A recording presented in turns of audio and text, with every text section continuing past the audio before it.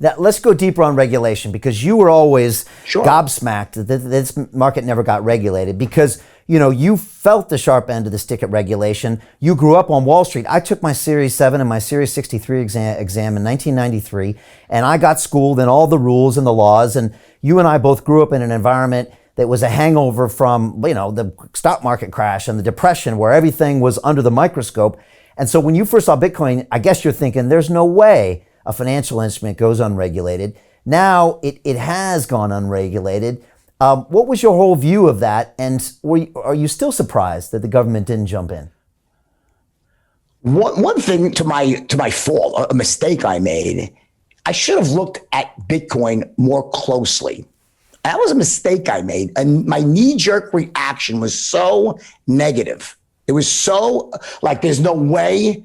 It's a scam. And remember also, it was first linked to Silk Road. Yeah. So it wasn't like, and that's how a lot of things start. Like the internet when it first started was it's a use case. It kept it alive. Right? The Silk Road kept it alive. Right? Right. Of course. And so, but there was this other side of it. There's been many times in the past when people have tried to launch their own currency in the United States, and they all end up in jail. All of them. A guy has this, it's many a WorldCoin, there's many instances in the past. The brilliance of what this coder, whoever he is, what he did, and his remaining anonymous and turning it into this sort of idea bigger than himself was fucking brilliant. But what I felt, my knee jerk was so strong, and I'm like, there's no way it's going to have to get shut down, is that I never bothered to look at the actual fundamentals behind Bitcoin.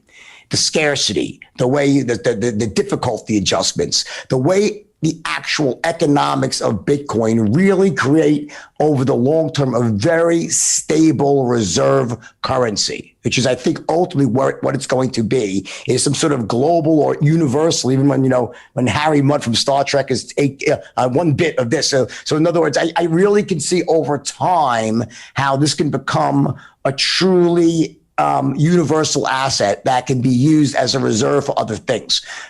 It solves so many problems that currently exist right now in the central banking system, and as a result of people still being drunk on Keynesian economics and that sort of monetary policy that comes with expanding and contracting the money supply. When in fact, I think a lot of that is just simply, it's almost like it's the effect going before the cause. You know what I'm saying?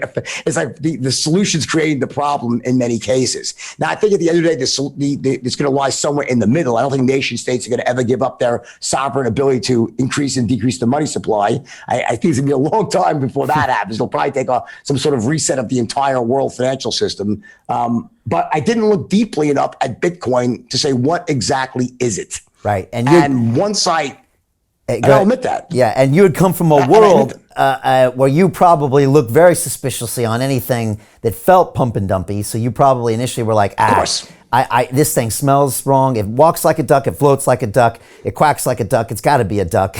And that's why you originally were negative. It was a duck. Yeah, exactly. It was being used like a duck. So what happened was there was a time when it was being used by people illegitimately. Like the run up from 2014 to 2017 was a complete bump and dump. It was. And it went all the way back down to 2000 because it was like the first real retail use, where the retail adoption was a lot of scamming going on, a lot of pumping up, a lot of wash trades. Tether I believe, was being printed at times it shouldn't have been printed. There was a lot of things going on that really were illegitimate. And I hated the narrative behind Bitcoin in the years of 2014 to 2017. I thought it was toxic. It was misleading. And I think there was massive fraud and manipulation. But the underlying code, the premise of what Bitcoin is and was, is so powerful that it eventually washed all that out as legitimate players started to really see this. And I give people like Michael Saylor a lot of credit, who literally early adopted like that, to really put his money where his mouth is, to see it for what it really was. And I respect that. Yeah, I had Max Kaiser on my show, Jordan, in 2013, screaming about Bitcoin. I bought some then. We were talking about the liquidity issues and all of that. And then I had Andreas Antonopoulos on my show in 2015 and 17 and 19 talking about the future of money and the internet of money. He wasn't using the word DeFi yet because no one used it yet. And then we jumped into this space about a year ago. I had Michael Saylor on, and when he called Bitcoin digital property, it clicked for me, Jordan. I don't know what it was. Right. Sometimes someone will say something and you're like, oh, that's what it is. And once I started seeing for what it is, I had Dan Tapiero here who said, Brian, it's like the steam engine. It's a piece of technology that humans have created, like the wheel that takes us forward. And even though we can't see it, this way of cryptographically taking an asset that we can exchange between each other across borders, it really is beautiful tech once you allowed it to be seen, right? Once you're like, oh, wow, this is really great. So I give you a bit of a pass for not seeing that right away, because a lot of people didn't either, right?